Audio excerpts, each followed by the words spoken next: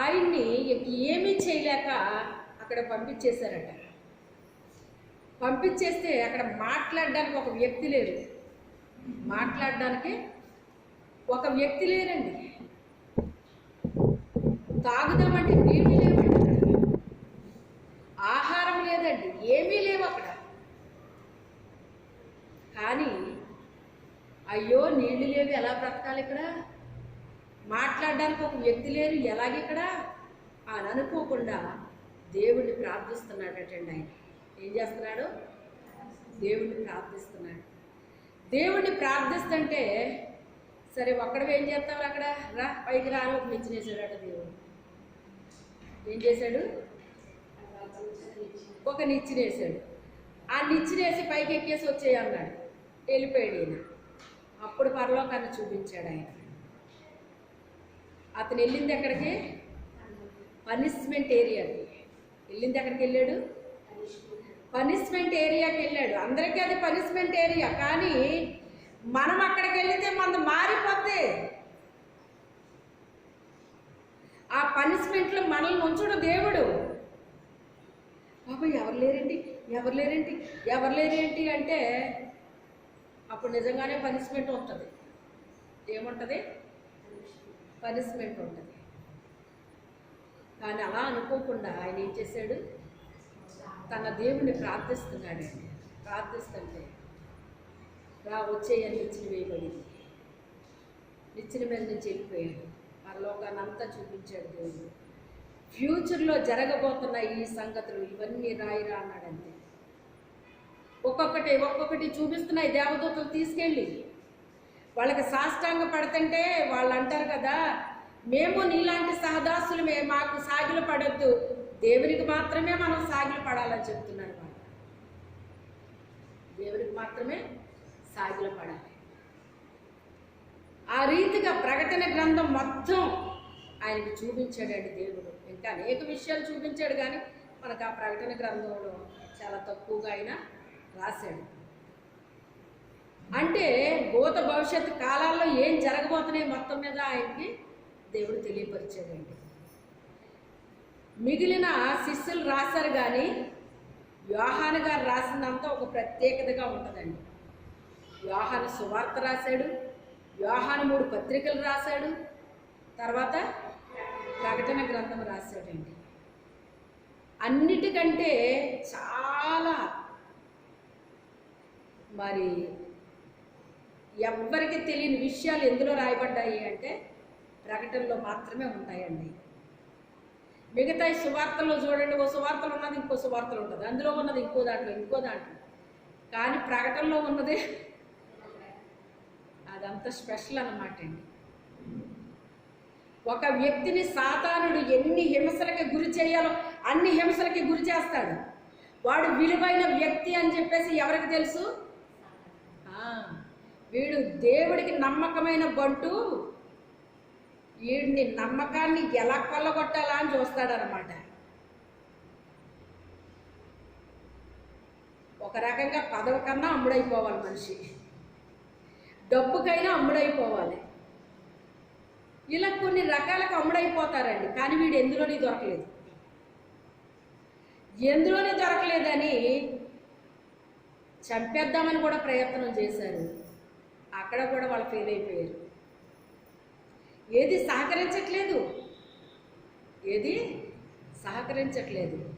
నీకు ఏం చేయాలో తెలియక అక్కడ పంపేశారు వాళ్ళు. కానీ తన నమ్మకత్వాన్ని కోల్పోయాడంటే అతను కోల్పోలేదు.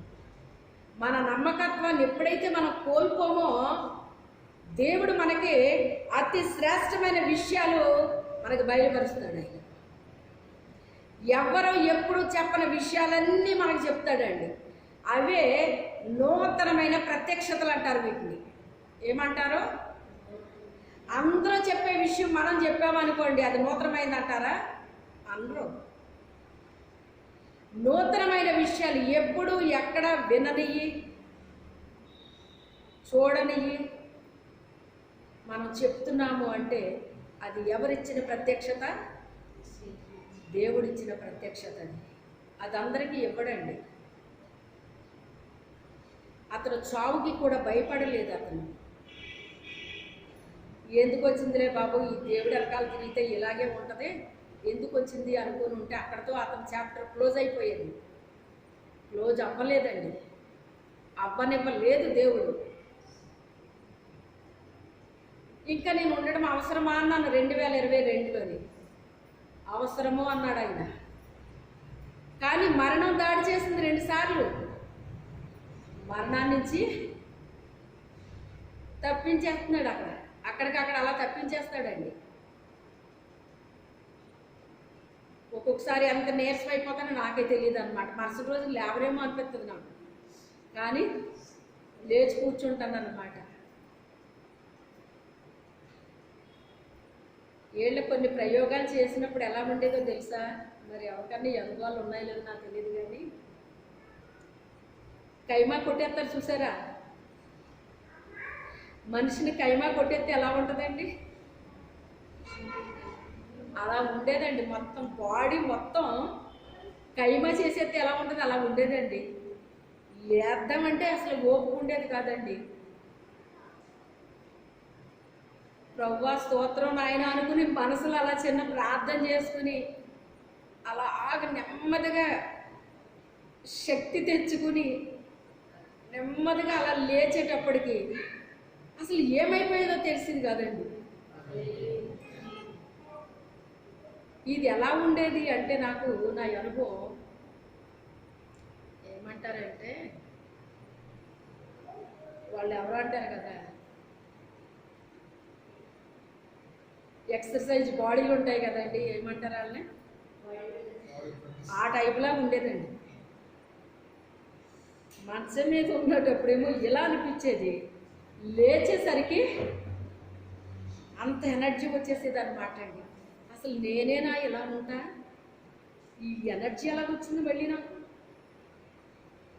అలా అనిపించేదండి కొన్నిసార్లు. అవన్నీ ప్రయోగాలని తర్వాత అర్థమైంది నాకు, అప్పుడు అర్థం అవ్వలేదు.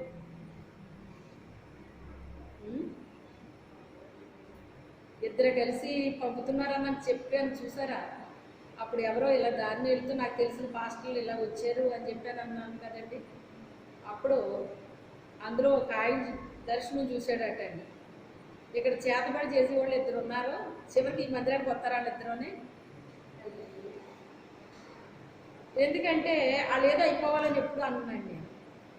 నక్సలైట్లు ఏదో అయిపోవాలని ఎప్పుడు ప్రార్థన చేయలేదు. వాళ్ళు రక్షించబడాలని ప్రార్థన చేస్తాను. అలాగే వీళ్ళు కూడా రక్షించబడాలని ప్రార్థన చేస్తున్నాను అంతే.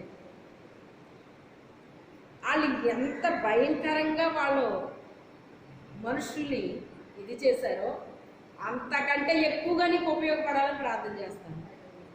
ఈ మతోన్మాదులు ఇలాగ అలాగని చెప్తున్నారు చూసారా? వాళ్ళు ఎంత నీ బిడ్డల్ని ఇలా చేస్తున్నారో అంతకు రెట్టింపు రెట్టింపు రెట్టింపు వాళ్ళు నీ కొరకు ప్రకటించే వాళ్ళగా మార్చిన ఆయన అని ప్రార్థన చేస్తున్నారు. అది రివర్స్లో కొట్టాలన్నమాట అండి. ఏం చేయాలి? వాళ్ళు నాశనం అయిపోవాలి, వాళ్ళు అలాగే అయిపోవాలి, ఇలా ఎప్పుడు అలా చేయకండి. వాళ్ళు ఎంత పనికిమాల వాళ్ళన్నా అయ్యి ఉండొచ్చు, వాళ్ళకి ప్రభు గురించి తెలియదు, అందుకే వాళ్ళు అలా చేస్తున్నారు. వాళ్ళు దేవుని బిడ్డలే కదా, తన బిడ్డలను ఆయన విడిచిపెట్టుకోడు.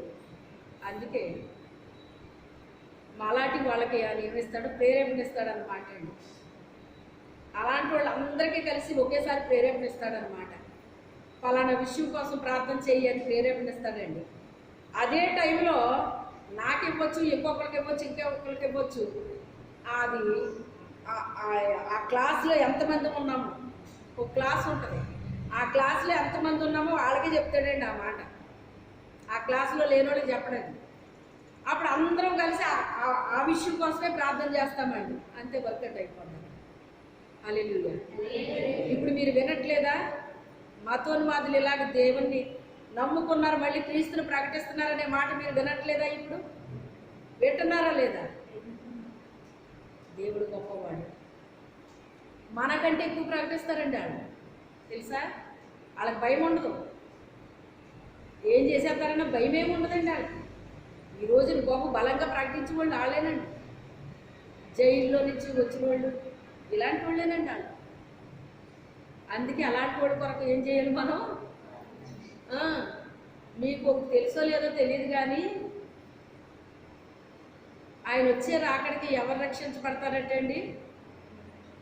నరహంతకులు, దొంగలు, వేశ్యలు మారిపోతారటండి. ఇప్పుడు మారిపోయి సాక్ష్యం ఇచ్చే వాళ్ళు వాళ్ళే. మంచోళ్ళు మంచోళ్ళు అన్నవాళ్ళు త్వరగా మారండి. వాళ్ళు తెలుసా మీకు? వాళ్ళు చాలా మంచోళ్ళు అండి. నేను మంచోడిని అని అనిపించుకోవడానికి వచ్చినాడు మారాడండి. నేను మంచోడిని అని అనిపించుకోవాలని వచ్చాడు దేవుడి దగ్గరికి. నువ్వు ఎంత మంచోడురా బాబు, నువ్వు దొంగతనాలు చేయట్లేదు, అవి చేయట్లేదు, ఇవి చేయట్లేదు, ఏమీ చేయట్లేదు, నువ్వు ఎంత మంచోడురా బాబు అని అంటాడేమో అని వచ్చాడట. సరే ఇవన్నీ చేయకూడదు అన్నాడు. అవి చిన్నప్పటి నుంచి నేను చేయట్లేదండి అని. మంచిది, తెలుసు ఆయనకి తెలిసి ఇవన్నీ మంచిది. అయితే ఒక పొదువు కనపడుతుంది దగ్గర అన్నాడు. ఏంటి ప్రభు అంటే, ఈ కలిగిందంతా అమ్మేసి పేదలకు ఇచ్చేయి. ఎందుకంటే ఎప్పుడు అతను ఎవరికి హెల్ప్ చేసిన వ్యక్తి కాదండి, ఎవరికి హెల్ప్ చేయలేదు అతను. అందుకే నీకు కలిగిందంతా పేదలకు ఇచ్చేసి నువ్వు వచ్చి నన్ను వెంబడించు అంటే అతను ముఖము చిన్నపుచ్చుకొని విసవిసలాడుతూ వెళ్ళిపోయాడటండి. ప్రభు కొరకు మనం ఖర్చు పెడతంటే నీది అమ్మేసి పేదలకు వచ్చి నన్ను వెంబడించని చెప్పడానికి చెప్తాడా? ఆల్రెడీ అలా ఖర్చు పెడుతున్నారు కదా ఆయనకి. నన్ను ఇలా మాట్లాడిన పాస్టర్ గారు ఎప్పుడు చేసేసారు అమ్మగారు ఇదంతాని. మా దగ్గరికి వచ్చేటప్పటికి మీరు ఏమీ చెప్పలేదు కదా, మీరు ఇదేంటి ఇదంతా ఎప్పుడైపోయింది అని చెప్పేసి ఆశ్చర్యపోయాడు. మీరు చెప్పడానికి నాకే తెలియదు కదండి, ఇదంతా ఇప్పటికిప్పుడే జరిగిపోతుంది అని చెప్పేసి నెల కూడా ఇంకా పూర్తవలేదండి, ఇది మొదలుపెట్టి ఇదండి సంగతి అని. అలాగే అమ్మగారు దేవుడే జరిగిస్తున్నాడమ్మా అని ఒక్క మాట చెప్పాడండి. ప్రభు కొరకు మీరు చాలా పెద్ద విత్తనం విత్తారమ్మా అన్నాడు ఆయన. హల్లెలూయా. ప్రభు కొరకు చాలా గొప్ప విత్తనాన్ని విత్తారమ్మా, చాలా పెద్ద విత్తనం అమ్మ. ఇంత పెద్ద విత్తనాన్ని మీరు విత్తారు. అది డబ్బు ఉన్న టైంలో విత్తలేదండి. మేము మాకున్న కొద్దో గొప్ప ఉన్న బ్యాంక్ బ్యాలెన్స్ కూడా తీసేసి ఖర్చు పెట్టేసి, అప్పటికి ఇంకా అయ్యగారికి పెన్షన్ కూడా ఆయనకి శాంక్షన్ అవ్వలేదండి. చాలా కన్నీళ్లతో కట్టామని చెప్తానే, అందుకేనమాట. ఆ బ్యాంక్ ఆయన కూడా అన్నాడు, ఏటమ్మా వారం ఇలా పట్టుకెళ్ళిపోతున్నారేంటి, ఇందులో వేసుకోవాలి కానీ ఇలా పట్టుకెళ్ళిపోతున్నారేంటి, ఏం చేస్తున్నారు ఇది మీరు అని అడిగాడు ఆయన. ఎందుకంటే రిటైర్ అయిన తర్వాత డబ్బులు తీసుకుంటే వాళ్ళకి ఇష్టం ఉండదు. డబ్బులు ఉంచుకోవాలి మీరు, దాచుకోవాలి మీరు అంటారు వాళ్ళు. మన మేలు కొరకే చెప్తారులేండి వాళ్ళు. వాళ్ళ తప్పేమి కాదు, కానీ అలా చేయాల్సిన వాళ్ళు ఇలా చేస్తున్నారేంటి అనేసి అన్నారు అన్నమాట ఆయన. ఈ పాస్టర్ గారేమో ఇలా అన్నారు. ఆ మాట అవునా ప్రభువా, నీ కొరకు విత్తనం వేసినట్ట, ఓన్లే దేవుడి స్తోత్రం అనుకున్నాను అన్నమాట. దేవునికి స్తోత్రం. ప్రభువుకి ఎప్పుడూ అతను ఖర్చు పెట్టిన వ్యక్తి కాదండి. ప్రభువుకి మనం ఖర్చు పెట్టాలండి. మనకు కలిమిలో ఉన్నామా లేమిలో ఉన్నామా ఇది కాదండి చూడాల్సింది.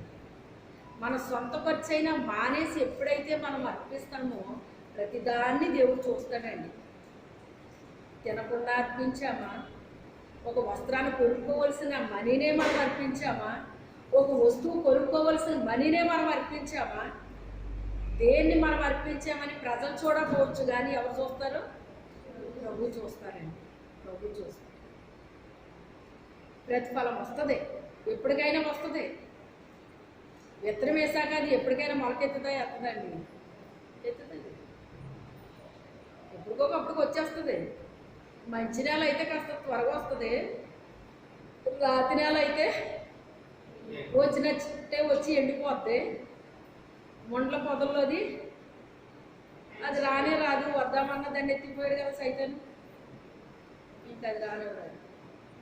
ఇలా ఉంటాయండి. ఆయన పరలోక రాజ్యం అంతా తిప్పి చూపించేసాడండి. తన దూతను పంపించి ఆ దూతను తీసుకెళ్ళి ఇది మొత్తం చెప్పేశారట. అన్నీ చెప్పేసిన తర్వాత ఇక ఇవి ఈ రాయొద్దు అన్నాడు దేవుడు. మళ్ళీ కొన్ని ఇది ముద్ర వేయి అంటాడు. కొన్ని నాటిని ఏం చెప్తాడో తెలుసా? ముద్ర వేయమంటాడు, చెప్పొద్దు అంటాడండి. కొన్ని చెప్పమంటాడు, కొన్ని చెప్పొద్దు అంటాడు ఆయన. ఎప్పుడు చెప్పమంటే అప్పుడు చెప్పాలండి. ఎప్పుడు చెప్పాలో అప్పుడు గుర్తు చేస్తాడు ఆయన. మేము మర్చిపోతాము, మేము మర్చిపోయినా కూడా ఆయన గుర్తు చేస్తాడండి. ఉదయం గుర్తు చేస్తాడండి, ఈ మాట నువ్వు చెప్పాలి ఈ రోజు అని. నేను మర్చిపోతాను ఇక్కడికి వచ్చేసరికి. సడన్గా ఇక్కడ నిలబడిన తర్వాత మీతో మాట్లాడుతుంటే ఆ పాయింట్ వచ్చేస్తుంది అక్కడ. అది నిజానికి నేను మర్చిపోయాను. మరి ఎలా వచ్చింది అది? పరిశుద్ధాత్మ దేవుడు చెప్పించేస్తాడండి. అది మనిషిగా నేను మర్చిపోవచ్చు కానీ ఆయన మర్చిపోడది. ఆ పాయింట్ నా పిల్లలకు అవసరం, అది చెప్పని చెప్పించేస్తాడండి ఆయన. ఇవి రాయి అన్నాడో, ఇవి చెప్పు అన్నాడో, ఇవి చెప్పొద్దు అన్నాడు. ఈ ముద్ర వేయి అన్నాడండి. అలాగ అనేక సంగతులు ఆయనకి చూపించాడు. ఆ తర్వాత కిందకు వచ్చేసాడట ఆయన. వచ్చేసిన తర్వాత ఇప్పుడు ఆయనకి పిలుపు పంపించాడు. చూసారా? అన్నీ చూపించేసిన తర్వాత ఇప్పుడు పిలుపు పంపించాడు. ఒక రాజు, కొత్త రాజు వచ్చాడట. ఆ కొత్త రాజు యోహాను అనే ఒక ప్రవక్త ఉండాలన్నా, ఆ ప్రవక్తని పద్మాసు ద్వీపంలో వదిలేశారని ఉంది. అతను బ్రతుకున్నాడో లేదో ఒక్కసారి వెళ్ళండి మీరు, బ్రతుకుంటే కనుక తీసిరండి, లేకపోతే లేదు అని చెప్పేసి పంపించాడటండి. ఇది ఎవరి పిలుపుది? దేవుడి పిలుపు. అసలు ఆ యోహాను గారు ఇంకెందుకు? దేవుడు ఆ రీతిగా పంపిస్తున్నాడండి. ఇప్పుడు ఆయన అక్కడ ఉండకూడదు ఇంకా. ఎందుకంటే ప్రత్యక్షతలు అన్నీ ఇచ్చేసాడు ఆయనకి. ఆయన చూడాల్సినవి అన్నీ చూపించేశాడు ఆయన. ఇప్పుడు ఇతను ఏం చెయ్యాలి? ఇప్పుడు అవి చెప్పాలి, బయటకు వచ్చి ఏం చేయాలి? అతనికి బయలుపరచబడినవి అన్నీ కూడా ఇప్పుడు అందరికీ, ప్రజలకి తెలియపరచాలి. ఇప్పుడు ఇంకా ఈ ముద్ర వేయకూడదు, ఇంకా అట్లని రాయకూడదు. చెప్పాల్సినవి ఇప్పుడు చెప్పాలి ప్రజలకి. అందుకే ఇప్పుడు ఎవరిని ప్రేరేపించాడు ఆయన? పంపించింది వాళ్ళే, తీసుకురావాల్సింది కూడా. పంపించిన రాజు లేడండి ఇప్పుడు కొత్త రాజు తీసుకురమ్మన్నాడు. ఈ కొత్త రాజు పంపితే వెళ్ళేవాళ్ళు అనుకుంటున్నారు కదా, ఇంకా బతుకుంటాడు ఏంటి, ఇది సేదస్తాం కానీ ఎప్పుడో చచ్చిపోయి ఉంటాడు ఆయన. అక్కడ తాగడానికి నీళ్ళు చుక్క లేదు, తినడానికి భోజనం లేదు, ఏమీ లేదు, ఇంకెలా బతుకుతాడు అతను? ఏంటో ఇతనికి ఇచ్చి వెళ్ళి తీసుకురమ్మంటాడు ఏంటి అనుకుంటూ బయలుదేరి యోహాను యోహాను యోహాను అని పిలుస్తున్నారటండి. ఒకవేళ ఉంటే కనుక ఓ అంటాడు కదండి, చిన్న శబ్దం వినబడినట్టే వాళ్ళకి. అప్పుడు ఇదేంటి నన్ను పిలుస్తున్నారేంటి అని అతను ఆశ్చర్యంగా చూస్తున్నాడట. నన్ను ఎవరు పిలుస్తున్నారు ఇక్కడ ఎవరు లేరు కదా, నేను ఒంటరిగా ఉన్నాను కదా, నన్ను ఎవరు పిలుస్తున్నారు ఇక్కడ? అంత పరిగెట్టుకుని నన్ను పిలిచేవాళ్ళు ఎవరున్నారు ఇక్కడ అని ఆశ్చర్యంగా చూస్తున్నాడట. చూస్తుంటే దూరాన్ని నుంచి ఒక ఓడ వస్తుందండి. ఆ ఓడలో నుంచి ఆ పిలుపు వింటున్నాడు అతను. అప్పుడు అతను ఏడుస్తున్నాడటండి, ప్రభువా నేను ఎంత నమ్మకంగా జీవించానో నీకు తెలుసు కదా, అందరూ ఎలా జీవించారో నేను ఎలా జీవించాను, అందరూ అన్యాయంగా జీవిస్తుంటే నీ కొరకు న్యాయంగా బ్రతికాను కదా ప్రభువా, నీతిగా బ్రతికాను కదా ప్రభువా, యథార్థంగా బ్రతికాను కదా ప్రభువా, నమ్మకంగా బ్రతికాను కదా, అందరూ బోధించినట్టుగా నేను బోధించలేదు కదా ప్రభువా, నువ్వు ఏది చెప్తే అదే బోధించాను కదా తండ్రి. కానీ అలా చేయడాన్ని బట్టే కదా నన్ను ఇక్కడికి పంపించారు. కానీ ఇప్పుడు నన్ను ఎవరు పిలుస్తున్నారు ఇక్కడి నుంచి? నా కోసం ఎవరు వస్తున్నారు? ఈ పద్మాసు ద్వీపంలోకి రావడానికి నీ కొరకు నేను నమ్మకంగా బ్రతకడానికి బట్టే కదా ఇక్కడికి వచ్చాను. నేను ఇక్కడికి పంపించేశారు, నన్ను చంపేయాలనే కదా పంపించేశారు. కానీ ఎవరు పిలుస్తున్నారు ప్రభు నన్ను? నా అవసరం ఎవరికి వచ్చింది ఇప్పుడు అని చెప్పి అతను ఏడుస్తున్నాడటండి. ఏడుస్తుంటే, ఓ యోహాను, నువ్వు బ్రతికే ఉన్నావా అని అడుగుతున్నాను. నేను బ్రతికే ఉన్నాను అని ఇతను చెప్తున్నాడు. బ్రతికే ఉన్నాను, నువ్వు తీసుకురమ్మని రాజుగారు పంపించారయ్యా, రా అని వాళ్ళు చెయ్యి పట్టుకుని ఆ వాడెక్కించి వాళ్ళు తీసుకుని వెళ్ళారట. హల్లెలూయా. అయితే ఆ పద్మాసు ద్వీపంలోకి వెళ్ళేటప్పటికి అతని పరిస్థితి వేరు. ఆ పద్మాసు ద్వీపంలోంచి బయటకు వచ్చేటప్పుడు కట్టండి, ఒక మహిమ కలిగిన గ్రంథంతో అతను బయటికి వచ్చాడటండి. హల్లెలూయా. వెళ్ళేటప్పటికి లేదది. ఒక భయంకరమైన ప్లేసులోకి పంపించబడ్డాడే, అప్పుడు లేదది. ఇప్పుడు ఏం పొందుకున్నాడు అతను? దేవుని యొక్క మహిమ కలిగిన ఒక నూతనమైన ప్రత్యక్షతలతో ఇప్పుడు బయటకంట మహిమ కలిగిన గ్రంథాన్ని పట్టుకుని బయటకు వచ్చేటట్టండి. హల్లెలూయా. ఇదండి ఈరోజు నూతనమైంది. వెళ్ళేటప్పుడు ఎలా వెళ్ళాడు, బయటకు వచ్చేటప్పుడు ఎలా వస్తుంది? నూతనమైన ప్రత్యక్షతలతో మహిమ కలిగిన గ్రంథాన్ని పట్టుకుని, అంత క్రితములాగా లేదు ఇప్పుడు, ఇక పాతది పోయింది, నూతనమైన దాంతో ఇప్పుడు ఇతను ఎలాగొస్తున్నాడట? బయటకు వస్తున్నాడట. ఇది ఎవరి పిలుపు? దేవుని యొక్క పిలుపు. దేవుని యొక్క పిలుపు. దేవుని పిలుపు. దేవుని కార్యాలు ఆశ్చర్యాలండి. సాతానుడు వీళ్ళని అంతం అందించేయాలి అని చాలా ప్రయాసపడతాడండి, చాలా ప్రయాసపడతాడు. కానీ వాడు ఎంత ప్రయాసపడతాడో దేవుడు అంత కాపాడతాడు. రీతా జడ్సన్ గారు వారు ఒక మీటింగ్కి వెళ్ళారటండి. ఆవిడకి దెయ్యాలు వెళ్ళకొట్టే బాగుంది. ఆ దెయ్యాన్ని వెళ్ళకొడితే సాతానుడు అంటండి దేవుడి దగ్గరికి వెళ్ళి, ఈ రాత్రి నేను చంపేస్తాను, ఆ రాత్రి ప్రయాణం అంటండి వీళ్ళది. ఆ నైట్ బయలుదేరిపోతారట ఇంటికి వెళ్ళిపోవడానికి. సాయంకాలం మీటింగ్ అయిపోయింది కదా, ఇక నైట్ బయలుదేరిపోదామని వీళ్ళు అనుకుంటున్నారటండి, భార్యాభర్తని. అనుకుంటుంటే సాతానుడు, ఈ రాత్రి నువ్వు ప్రయాణం చేస్తుంది కదా, చంపేస్తాను అన్నాడట దేవుడి దగ్గరికి వెళ్ళి. దేవుడు అనుమతి తీసుకుంటాడు సుమండి. మన ప్రాణాలు తీసేటప్పుడు మన ప్రాణాలు ఏమో చేతిలో లేవు. అర్థమైందా? ఎప్పుడైతే రక్షించబడ్డామో దేవుని యొక్క చేతిలో ఉంటుంది మన ప్రాణాలు. అయితే ఈ రాత్రి మీరు ప్రయాణం చేస్తారు కదా, వీళ్ళు ఈమెను చంపేస్తాను అన్నాడటండి. అనేసి చెప్పేసి వెళ్ళిపోయాడంట.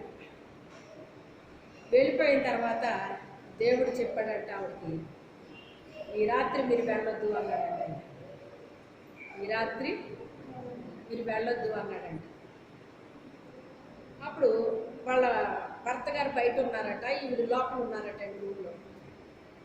అప్పుడు ప్రభు ఇలా మాట్లాడుతున్నారండి, రాత్రి వెళ్ళొద్దు అంటున్నారు, ఎందుకో తెలియదు అంటే, సరేలే అయితే అనేసి ఆయన దేవుడికి లోపడే వ్యక్తి కనుక సరే అయితే మాట్లాడదాంలే అని ఊరుకున్నాడు. ఊరుకుని తెల్లవారుజామున 5ంటికి ఇప్పుడు బయలుదేరాను, లేకపోతే నైట్ బయలుదేరిపోతున్నాడు. 5ంటికి బయలుదేరి వస్తుంటే వంతెన కూలిపోయి ఉందంటండి. అంటే అక్కడ పడిపోయి ఆ లోయలో పడి వాళ్ళు చనిపోయేవాళ్ళు అన్నమాట. అప్పుడు అక్కడ ఆగిపోయిందంట సడన్గా కారు. ఆగిపోతే ఏం జరిగింది అని డ్రైవర్ని అడిగితే, ఇక్కడ వంతెన కూలిపోయిందండి, వంతెన లేదు అన్నారు. అప్పుడు మళ్ళీ ఎలాగో తిరిగి వాళ్ళు వెళ్ళిపోయారు. వేరే ఊరు ఉంటాయి కదా, అలా వెళ్ళిపోయారు. నేను మొదటిసారి శ్రీకాకుళం 2002లో వెళ్ళానండి.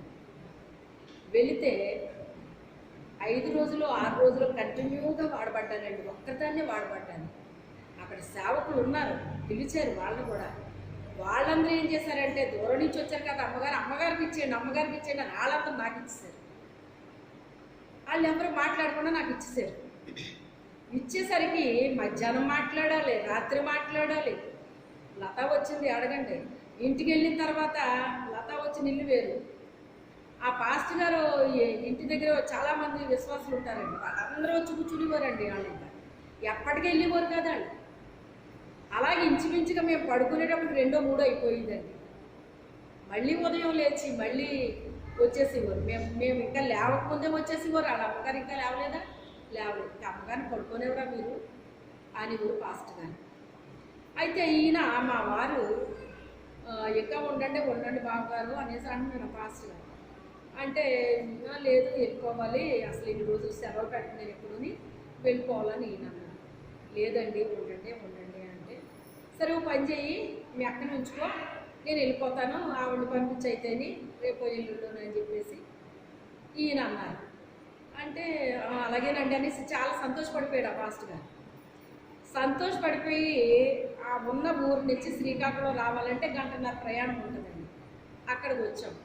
అక్కడ విశ్వాసులు మా ఇంటికి తీసుకురండి ప్రార్థన చేస్తారు అంటే అక్కడికి వెళ్ళాం. అక్కడ ప్రార్థన చేసాం. అక్కడి నుంచి కాంప్లెక్స్కి వెళ్ళామండి. దేవుని ఆత్మ అంటుంది, నువ్వు వెనక్కి వెళ్ళొద్దు, వెళ్ళిపోతుంది. ఉన్నట్టుండి ఆయన నాతో మాట్లాడుతున్నాడు. ఇదేంటి ప్రభు, మరి ఈయనేమో వెళ్ళిపోతున్నారు, నన్నేమో ఉంచమన్నారు కదా, మరి నువ్వేమో వెళ్ళిపోమంటున్నావు ఏంటి ప్రభు అంటున్నాను నేను. లేదు నువ్వు ఉండొద్దు, నువ్వు వెళ్ళిపో అంటాడు ఆయన. నేను సూట్ కేసు ఏమో పాస్టర్ గారి ఇంటి దగ్గర వదిలేశాను. నేను కేవలం ఆయన్ని బస్సు ఎక్కించడానికి నేను కూడా వస్తానని వచ్చాను అనమాట అండి వాళ్ళతో పాటు. మరి వాళ్ళు పిలిచారు కదా, అక్కడికి వెళ్ళి ప్రార్థన చేసి ఇంకా పాస్టర్ గారు ఇంకో విశ్వాసి మేము ముగ్గురు వెనక్కి వెళ్ళిపోతాం అనమాట అండి. కానీ నన్ను అసలు నాకు మనశ్శాంతి లేదండి. ఇప్పుడు ఎక్కడ కాదని అక్కడికి వెళ్ళి కూర్చుంటున్నాను, అక్కడదే చెప్తున్నాడు. అక్కడికి వెళ్ళి కూర్చుంటే అక్కడదే చెప్తున్నాడు. నాకు ఒకటే ప్రేరేపణ అండి, నువ్వు వెళ్ళొద్దు, ఇంటికి వెళ్ళిపో ఉంటుందండి ఆత్మ. ఇదేంటి ఇలా ఉందేంటి, ఎక్కడ కాదని అక్కడికి వెళ్ళినా ఇదే మాట వస్తుంది, అక్కడికి వెళ్ళినా ఇదే మాట వస్తుంది, ఇలా చెప్తున్నాడు ఏంటి అని మా వారితో చెప్పాను నేను. చెప్తే సరే అయితే మరి వాళ్ళు ఉండమంటున్నారు కదా అన్నారు. ఈయనకి కొన్ని విషయాలు తెలిసి కదండి, నాకు ఆత్మ నడిపింపు ఉంది, ఆయనకి కొన్ని అర్థమయ్యి కాదు. మరి వాళ్ళు ఎవరు ఫీల్ అవుతారేమో, ఎవరు ఫీల్ అవుతారు, దేవుడే వెళ్ళిపోమని చెప్తుంటే ఎవరు ఫీల్ అయ్యేది, వాళ్ళు ఫీల్ అవుతారు ఎవరు అన్నది కాదు ఇక్కడ విషయం. దేవుడు వెళ్ళిపోమంటున్నాడు కనుక వెళ్ళిపోవాలి అంతే సంగతి అన్నాను. మరి ఎందుకు వెళ్ళమంటున్నాడో నాకు తెలియట్లేదు, వెళ్ళిపోమంటున్నాడు ఆయన అన్నాడు. ఈ లోపల పాస్టర్ గారు పసిగట్టేశారు. ఏంటి అంటే ఆ ఎదురు పంచి నుంచి మా దగ్గరికి వచ్చేసి ఇది జోస్వా దేవుని ఆత్మ ఇంటితో నన్ను పెట్టుకోమంటున్నారు అని. అదేంటి అక్క ఉంటానన్నారు కదా అన్నాడు. ఉంటానని అన్నాను, అందుకే కదా సూట్ కేసు మీ ఇంటి దగ్గర వదిలేసాను నేను, అయితే తెచ్చేసుకున్నాను కదా. కానీ ఎందుకో దేవుడు నన్ను వెళ్ళిపోమంటున్నాను.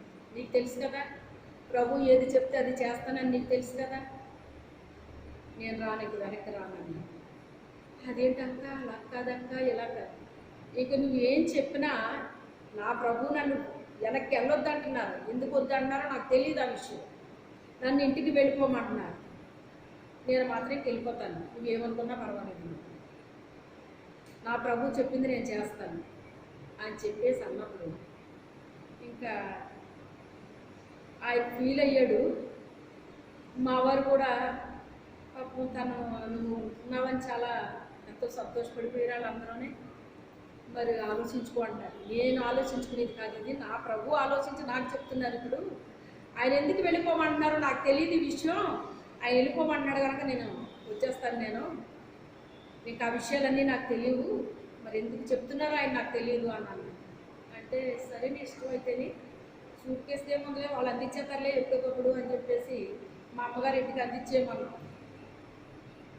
అందించేస్తారులే అని వాళ్ళు అసలు అక్క ఇలా అంటున్నారని మేము ఇంటి దగ్గర తెలుసుంటే అక్కన అసలు ఇంటి దగ్గరే నుంచి వచ్చేసేవాళ్ళం మేము అంటున్నారు ఆ పాస్టర్. వాళ్ళు అలా చేస్తారనే దేవుడు అలా చేసినట్టున్నాడు అన్నమాట, మనకు తెలియదు. చూసారా, ఇంటి దగ్గరే మాట దేవుడు చెప్పుకుంటే వాళ్ళు నన్ను అక్కడికి రానిచ్చేవాళ్ళు కాదండి. అప్పుడు అలా వచ్చానండి, ఎందుకు వచ్చేసానో నాకు తెలియదు అనమాట. ఆ తర్వాత మా ఆత్మీయ తల్లి గారితో ఈ మాట చెప్పాను.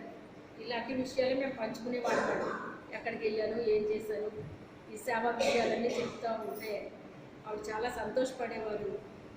అప్పుడు ఇలా ఎందుకు చెప్పారండి నాకు అంటే, మీకు తెలియదు కదమ్మా, వెళ్ళిపోవాలి, చాలామంది సేవకులు మీటింగ్ దగ్గర నుంచే కారు ఎక్కేస్తారు, చూసారా మీరు అన్నారు. అవునండి అన్నారు. ఇక ఉండకూడదమ్మా, అక్కడ వెళ్ళిపోవాలి అన్నారు. ఎందుకంటే అక్కడ భయంకరమైన శక్తులు ఉంటాయండి. అక్కడ ఏదో ముహూర్తం పెట్టిందన్నమాట. నాకు ఇన్ని రోజులు కంటిన్యూగా ఇలాగా కళ్ళలో చేసేసింది నా సామ్రాజ్యాన్ని అని చెప్పి నా మీద ఏదో పగపట్టేసింది అన్నమాట. అందుకే దేవుడు ఏం చేశాడు, అక్కడ వరకు రానిచ్చి కాంప్లెక్స్లో చెప్పాడు ఆయన. వాళ్ళ ఇంటికి వెళ్ళాం, ప్రార్థన చేసాం, అయిపోయింది. అప్పుడు చెప్పలేదు ఆయన, కాంప్లెక్స్లో కూర్చొని నాకు చెప్పాడు అనమాట ఆయన. చూసారా, అప్పుడు ప్రభు చెప్పారట ఆవిడతో, ఇంటికి వెళ్ళిన తర్వాత చెప్పారట, సాతాను ఆ రాత్రి నిన్ను చంపుతాను అని నాతో చెప్పింది, అందుకే నీకు నేను ఆ వార్త ముందే అందించాను అన్నాడట దేవుడు. సాతానే మన మీద అలా పెట్టేస్తే లోకంలో ఉన్నవాడి కంటే మనలో ఉన్నవాడు గొప్పవాడు ఆయన మనకు చెప్పడా? యేసు ప్రభువుని చంపేయాలి అని చెప్పేసి హేరోదు రాజు తలపెడితే రాత్రికి రాత్రి ఇక్కడి నుంచి వెళ్ళిపోండి అని చెప్పేసి దేవుడు చెప్పలేదు వాళ్ళకే? చెప్తాడు ఆయన. కొన్ని దర్శనాలు ఇచ్చారు నాకు. అవి ఎందుకు ఇచ్చారో ఏంటో, ఒక పని ఉంది పలానా చోట అని చూపిస్తున్నాను. రెట్టించబడింది ఆ దర్శనం నాకు. మరి అది జరగబోతుందేమో అని నేను అనుకుంటున్నాను అన్నమాట. ఆ మహిమ కలిగిన గ్రంథాన్ని పట్టుకుని ఇప్పుడు ఆయన నూతనమైన ప్రత్యక్షతలతో మహిమ కలిగిన గ్రంథముతో ఇప్పుడు బయటకు వచ్చాడంటండి. అక్కడి నుంచి వెళ్ళేటప్పుడు అతని స్థితి వేరుగా ఉంది, బయటకు వచ్చేటప్పటికి అతని స్థితి వేరుగా ఉంది. మన వయస్సుని మనం చూసుకుంటామండి. శరీరము వేరు, ఆత్మ వేరు. ఈ ఆత్మనే దేవుడు ఏం చేస్తాడో తెలుసా?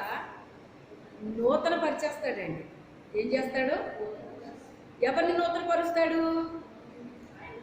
యెహోవా కొరకు ఎదురు చూచువారు నూతనమైన బలాన్ని పొందుకుని పక్షిరాజుల వలె రెక్కలు చాపి పైకి ఎగిరిపోతారు. యెహోవా కొరకు ఎదురు చూసేవాళ్ళు, దేవుని కొరకు కనిపెట్టేవాళ్ళు,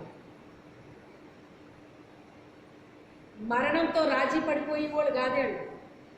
ఇంకేముంది, అందరికీ వచ్చేస్తున్నాయంట, నాకు ఎప్పుడొకప్పుడు వచ్చేద్దేమో, నేను అయిపోతానేమో, ఇలా అయిపోతానేమో. కొంతమంది అచ్చేపు అలాగ ఆలోచించుకుంటారు. మరి అదేంటో నాకు అర్థం.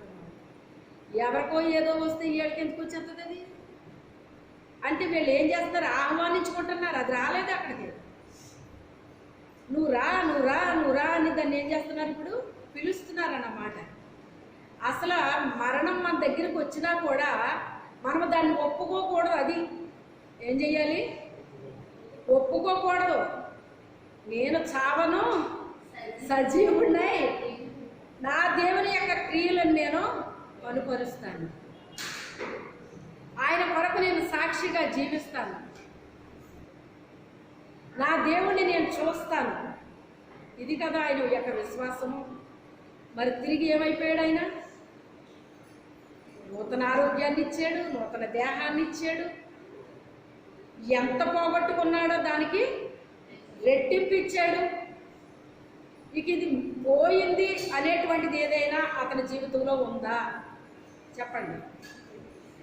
నష్టం జరుగుతుందండి. ఎంత నష్టపోయామో, ప్రభు కొరకు ఎంత నష్టపోయామో, సాతానుడు మనల్ని ఎంత నష్టపరిచాడో దానికి రెట్టింపిస్తాడు. ఎప్పుడు? మనలో ఉన్న విశ్వాసము స్థిరంగా ఉన్నటప్పుడు. కదలక నిత్యము నిలుచు సియోను కొండలాగా ఉంటారటండి. యెహోవా యందు భయభక్తులు కలిగి ఆయన యందు విశ్వాసం ఉంచిన వాళ్ళట కదలక నిత్యము నిలుచు సియోను కొండలాగా ఉంటారటండి. యోహాను కదలని వ్యక్తి కాదటండి, స్థిరంగా నిలబడ్డాడటండి. అతను ప్రభులో ఎలా ఉండాలి, మనం అటు ఇటు ఊపుకోవడం కాదు, స్థిరంగా నిలబడాలండి. ప్రభులో నిలబడాలి.